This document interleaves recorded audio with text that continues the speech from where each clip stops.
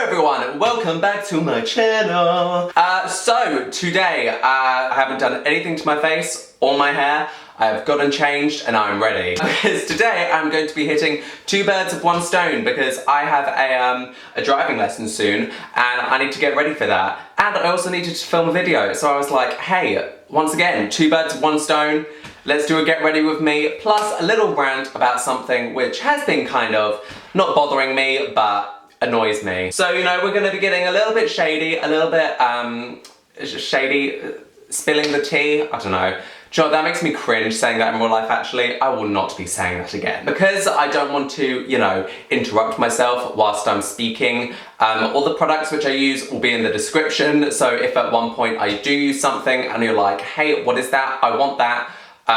Yeah, it'll be in the description and I'll put a time thing next to it so you know when the product was. Do you get me? Hopefully. Yeah. Anyways, let's just start. So I'm gonna start doing my skincare routine, daily skincare routine, as well as talking. Oh, I haven't even discussed, well, you've read the title. It's about YouTubers that write books, basically. That's the basis of it. So, as I think we are all quite aware, quite a lot of YouTubers write books. And do I think that they deserve it?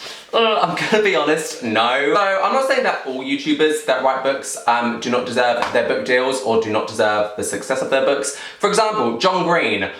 He seems like the type of guy, considering he's written multiple books, and I think he wrote the books like before he was officially a YouTuber. I'm not sure. However, he seems like the type of guy which has written the books because he is passionate about writing. You know, I can totally 100% see that. However, this is more directed towards the YouTubers which have zero passion in writing, and if they weren't a YouTuber, they wouldn't have a book. Basically. And you know, I don't think that they deserve the bestseller. By the way, I have a mirror here, so if I'm looking over here, that's why. So getting a book published is a very, very difficult thing to do, in general for authors. I'm pretty sure it took J.K. Rowling like 4 years to get their first Harry Potter book published. So, as you can imagine, writing a book for someone is quite a big deal, unless you are a YouTuber, then it can come quite easy because a lot of publishing companies look at these YouTubers and see their followings and they're like, right, this is a great way to make a lot of money because if this YouTuber brings out a book, all the fans will buy it. So it's like, it works for both of them because the publishers get lots of money from the sales and the YouTubers get lots of money from the sales, yeah. No matter, you know, how good or bad the book itself is. So I recently watched this video of a YouTuber that is bringing out a book soon. I will not name his name. I'm gonna call him, I'll just name him Bob. So Bob is a famous YouTuber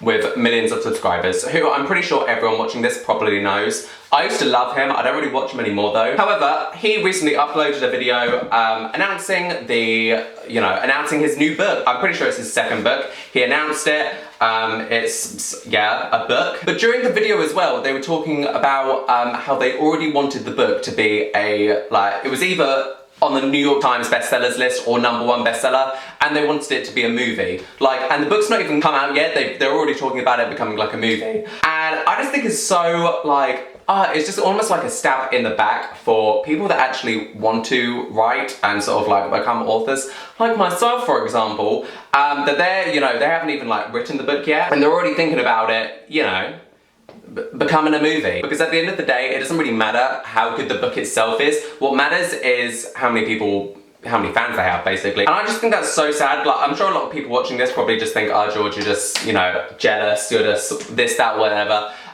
When in reality, I think it's just because I think people should have to, you know, work a certain amount to achieve things. This is BB cream, by the way, not foundation. I've been asked that before. No, it is BB cream and I love it. I think people need to like work in order to achieve something, which like in order to get a #1 bestseller, a YouTuber just kind of like has to bring out the book and then there it goes. Woohoo! And do I think they deserve that? Not really. Like, I'm 100% not saying that they don't deserve their following. Like, if they've achieved a YouTube following, they deserve that because they've gotten that YouTube following and, you know, they deserve that success. However, because of that, do they deserve this, you know, do they deserve a #1 best-selling book? No, I'm sorry. That is just that. Especially considering a lot of YouTubers don't even write their books. Am I gonna name what everyone kind of knows anyways? You know, like for Zoella, for example, she didn't write her first book. I don't know about her other ones, but I know she didn't write her first book.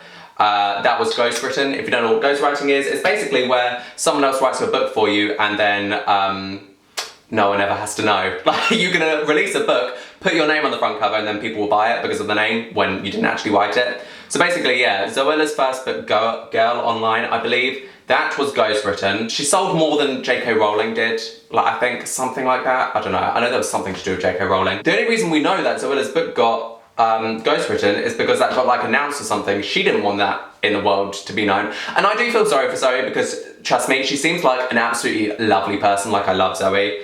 I don't watch her videos that often just because I can't watch like a 30-minute candle haul. However, that is just a prime example of like a YouTuber getting a lot of money for basically no work. I'm not saying she didn't put any work into the book because I'm sure she came up with the storyline, the characters, all that stuff, but she didn't actually write it, so does she deserve a #1 best-selling author title? No. Another example of that is Thatcher Joe, his graphic novel, I believe, he declined it being ghostwritten, and then it got announced by his publishing agency, Penguin, like later, that like they admitted that it was ghostwritten. That's a bit awkward considering he denied that previously. And now I think his second book is coming out in like 2 days or something. So there you go, even though, you know, his first book got ghostwritten, he's already bringing out a second one. So yeah, do I think it's a bit of bullshit? Yes, honestly, I'm not gonna sugarcoat it, yes. So, it's confusing, it's weird, you know. I'm not saying that if a YouTuber wants to write a book and they do write a book and then they get it published, that it deserves to get no recognition and that it's stupid. Like, yeah, I'm not saying they can't write a book if they want to, however, there's no passion there. Like, they're not writing because they want to write, they're writing because they want to make money at the end of the day, you know, that's what it is.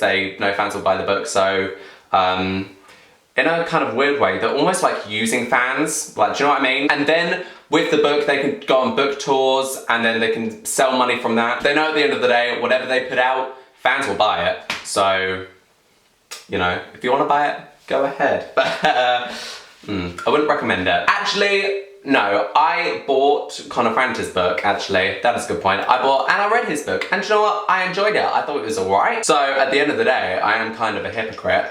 But also, you know, do you know what? Just let me complain. Honestly, just let me complain. That's basically my rant. That's kind of it. I wasn't expecting to finish that before I actually finished getting ready. Whoa, this is magical. Now the problem of doing my hair. That looks a bit crazy. But yeah, I hope you guys did enjoy this video. If you did, let me know, and tell me your guys' opinion in the comments down below as well, because I'm interested to find out, oh shit, I forgot a product. Oh, it doesn't matter too much. I forgot to sea salt spray my hair. Whatever, I will live. But yeah, so tell me your opinions in the comments down below. What's your whole ideal on YouTubers writing books? Do you think it's a bit of bullshit? Do you really not care? Or do you think that I'm just bitter and wanting to complain and complaining about nothing at the end of the day? I don't know. Let me know what you guys think in the comments down below. Once you do leave your comment of your opinion, make sure to give the video a thumbs up. Follow me on Instagram and Twitter, wherever they'll be on the screen, they will be there. And also subscribe to my channel because I do try to film videos every single week, even though most of the time I fail, and sometimes it's even like once every 3 weeks. However, it is the thought that counts. Which I'm doing right now. Hey! Sorry if this video was all over the place, however, I did try. And yeah, I'll see you guys next week. Later!